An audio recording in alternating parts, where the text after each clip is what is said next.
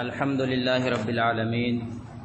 والصلاة والسلام علی خاتم الانبیاء والمرسلین وعلی آلہ وصحبہ اجمعین، اما بعد۔ معزز سامعین کرام، دینی ملی اسلامی بھائیوں، آج 27 صفر المظفر 1442 ہجری مطابق 15 اکتوبر 2020 عیسوی بروز جمعرات کا دن ہے، اور آج کے درس میں جو باتیں ہم قرآن و حدیث کی روشنی میں سیکھیں گے وہ ہے کیا غیر اللہ کے لیے نذر ماننا جائز ہے؟ هل يجوز النذر لغیر اللہ؟ کیا اللہ تعالیٰ کے علاوہ غیروں کے لیے نذر ماننا یہ درست ہے یا نہیں؟ لا يجوز النذر الا اللہ، اللہ تعالیٰ کے علاوہ کسی اور کے لیے نذر ماننا یہ جائز نہیں ہے، یہ صرف اللہ رب العالمین کے لیے جائز اور درست ہے۔ جیسا کہ کتاب و سنت کے اندر مختلف باتیں، مختلف واقعات منقول ہیں، انہی میں سے ایک واقعہ جسے قرآن مجید نے نوٹ کیا ہے، سورہ آل عمران کی آیت نمبر 35 کے اندر حضرت عمران علیہ السلام کی بیوی اذ قالت امرأۃ عمران رب انی نذرت لک ما فی بطنی محررا، یاد کرو اس وقت کو جب عمران کی بیوی نے کہا تھا ربی، اے میرے رب، اے میرے پروردگار، انی نذرت لک، میں تیرے لیے نذر مان رہی ہوں، ما فی بطنی محررا، اس چیز کی نذر مان رہی ہوں جو میرے پیٹ کے اندر ہے کہ اسے میں تیرے لیے آزاد کر دوں، تیرے گھر کی عبادت کے لیے، تیرے گھر کی دیکھ ریکھ کے لیے میں اسے وقف کر دوں، اس کے لیے میں نے تیرے لیے نذر مانی ہے، فتقبل منی، تو اے میرے رب تو میری اس نذر کو قبول کر لے، انکا انت السمیع العلیم، تو خوب سننے والا اور خوب علم رکھنے والا ہے۔ یہ آیت کریمہ بتلاتی ہے کہ نذر صرف اللہ کے لیے مانا جا سکتا ہے، کسی اور کے لیے نہیں۔ اسی طرح سنن ابی داؤد کتاب الایمان والنذور کی روایت ہے، حدیث نمبر 3289، عن عائشہ رضی اللہ عنہا قالت قال رسول اللہ صلی اللہ علیہ وسلم، ام المؤمنین حضرت عائشہ صدیقہ رضی اللہ عنہا بیان فرماتی ہیں کہ اللہ کے رسول صلی اللہ علیہ وسلم نے فرمایا، من نذر ان یطیع اللہ، جس شخص نے اللہ کی اطاعت کی نذر مانی، فَلْيُطِعْهُ، تو چاہیے کہ وہ شخص اپنی نذر کو پوری کرے، اللہ کی اطاعت کرے۔ وَمَن نَذَرَ أَن يَعْصِيَ اللَّهَ، اور جس شخص نے اللہ کی نافرمانی کی نذر مانی، فَلَا يَعْصِهِ، تو چاہیے کہ وہ اللہ کی نافرمانی نہ کرے، ایسی نذر نہ مانے اور ایسی نذر کو چھوڑ دے۔ اللہ کے رسول کی حدیث بھی بتلاتی ہے کہ نذر صرف اللہ کے لیے ہو اور معصیت کی نذر نہ ہو، کسی جائز کام کی نذر ہو، شریعت کے مطابق جس چیز کی نذر ماننے کا حکم دیا گیا ہو اس چیز کی نذر مانی جائے۔ لیکن ہمارے سماج اور معاشرے میں ہم دیکھتے ہیں لوگوں کے مختلف عقائد ہیں، مختلف نظریات ہیں، اللہ کے علاوہ غیر اللہ کے لیے لوگ نذر مانتے ہیں۔ لوگوں کا یہ عقیدہ ہے کہ اگر مجھے، لوگ کہتے ہیں کہ اگر مجھے نوکری مل گئی تو میں فلاں جانور فلاں بابا کے نام پر ذبح کروں گا۔ حالانکہ اگر شریعت کی روح سے دیکھا جائے تو بالکل یہ ناجائز اور حرام ہے، بلکہ شرک تک پہنچ جاتا ہے یہ بات۔ جیسا کہ صحیح مسلم کتاب الاضاحی حدیث نمبر 1978 کی روایت ہے، عن علی بن ابی طالب قال قال النبی صلی اللہ علیہ وسلم، حضرت علی ابن ابی طالب رضی اللہ عنہ کہتے ہیں کہ اللہ کے رسول صلی اللہ علیہ وسلم نے فرمایا،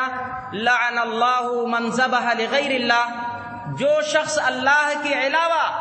یعنی غیر اللہ کے نام پر جانور ذبح کرے اس پر اللہ رب العالمین کی لعنت ہو۔ غیر اللہ کے لیے جانور ذبح کیا گیا،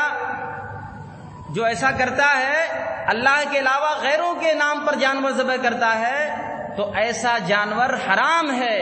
ایسے جانور اور ایسا ذبیحہ حرام ہے، چاہے وہ جانور بسم اللہ کر کے ہی کیوں نہ ذبح کیا جائے پھر بھی اس کا ذبیحہ حرام ہے۔ کچھ لوگ یہاں تک کہتے ہیں کہ اگر فلاں بابا کی وجہ سے میری بیماری ٹھیک ہو گئی تو میں ان کے درگاہ پر حاضری دوں گا، جبکہ قرآن و حدیث سے ہمیں یہ بات معلوم ہوتی ہے کہ بیماریوں کو شفا میں تبدیل کرنے والی ذات صرف ایک ہے اور اللہ رب العالمین کی ذات ہے، جیسا کہ سورۃ الشورى کی آیت نمبر 80 کے اندر اللہ رب العالمین فرماتا ہے وَإِذَا مَرِضْتُ فَهُوَ يَشْفِينِ۔ حضرت ابراہیم علیہ السلام کا یہ واقعہ ہے، وہ کہتے ہیں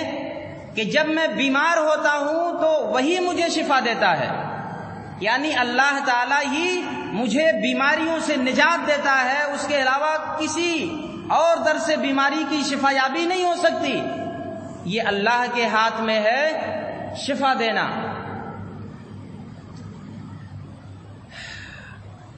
مگر اس کے باوجود لوگوں کا عقیدہ یہ ہے کہ اللہ کے علاوہ اور بھی بے شمار ایسی ہستیاں ہیں جن کو لوگوں نے شفا دینے والا سمجھ رکھا ہے،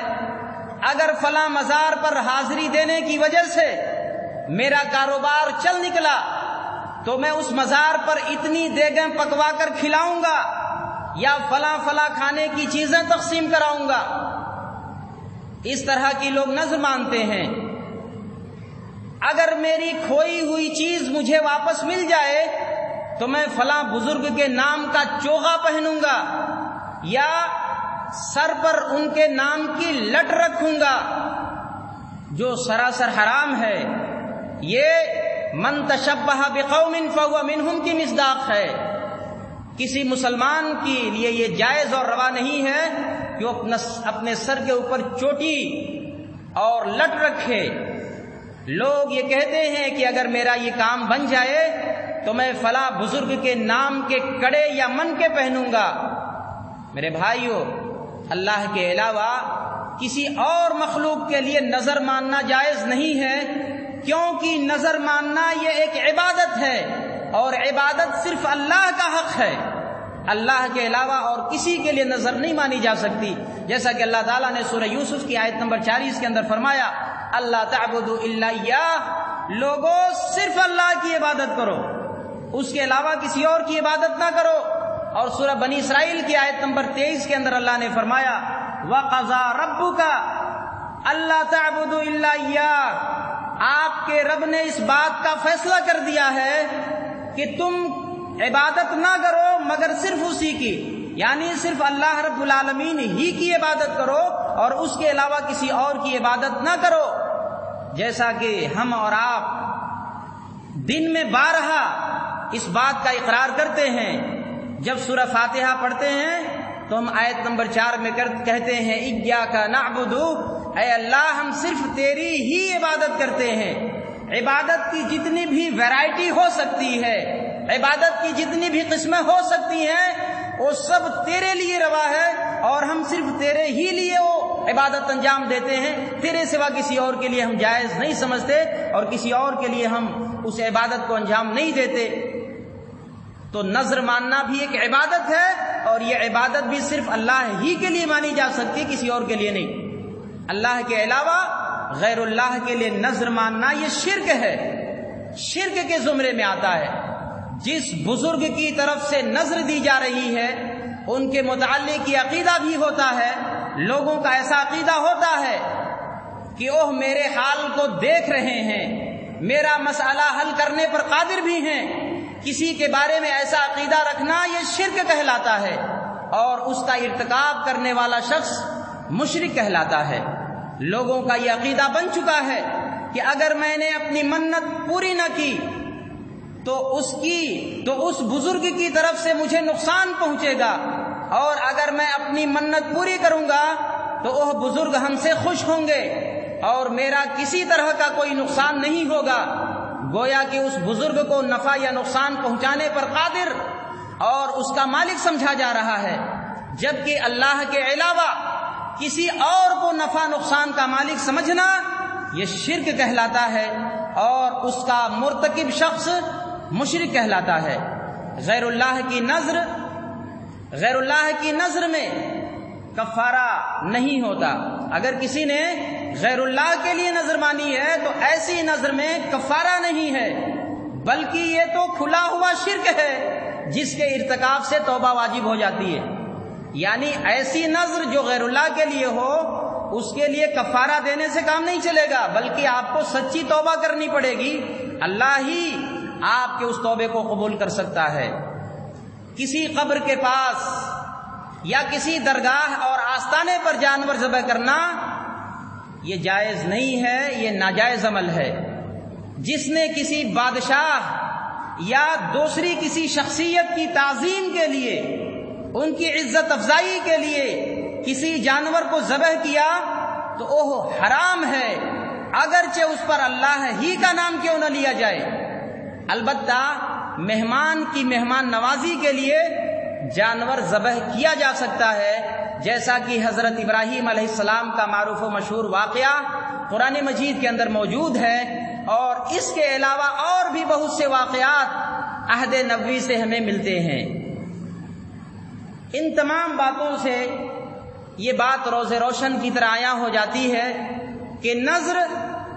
صرف اللہ کے لیے ہی مانی جا سکتی ہے، اللہ کے علاوہ کسی اور کے لیے نذر ماننا یہ جائز نہیں ہے، بلکہ بعض دفعہ تو شرک تک یہ معاملہ پہنچ جاتا ہے، اور آدمی ایسے حالت اور ایسے کنڈیشن میں مشرک تک قرار دے دیا جاتا ہے۔ اس لیے بڑے سوچ سمجھ کر کے ہمیں نذر ماننی چاہیے۔ اگر کسی کو نذر ماننی ہے تو وہ پہلے اس کے بارے میں علم حاصل کریں کہ جو میں نذر مان رہا ہوں یہ نذر کتاب و سنت سے ثابت ہے یا نہیں ہے۔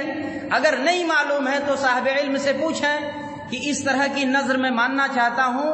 کیا اس کی کوئی گنجائش ہے؟ اگر مسئلہ واضح ہو جاتا ہے کتاب و سنت سے کہ ہاں واقعی میں ایسا نذر آپ مان سکتے ہیں، تب آپ اس نذر کو مانیں، ورنہ بڑے احتیاط سے کام لیں۔ اللہ رب العالمین سے دعا ہے کہ اللہ تعالی ہم تمام لوگوں کو کتاب و سنت کا صحیح فہم عطا فرمائے۔ اللہ تعالی ہم تمام لوگوں کو زیادہ سے زیادہ اعمال صالحہ انجام دینے کی توفیق نصیب فرمائے، اور ہم تمام لوگوں کو آپس میں ایک دوسرے سے الفت و محبت اور لگاؤ پیدا کرنے کی توفیق نصیب فرمائے۔ السلام علیکم ورحمۃ اللہ وبرکاتہ۔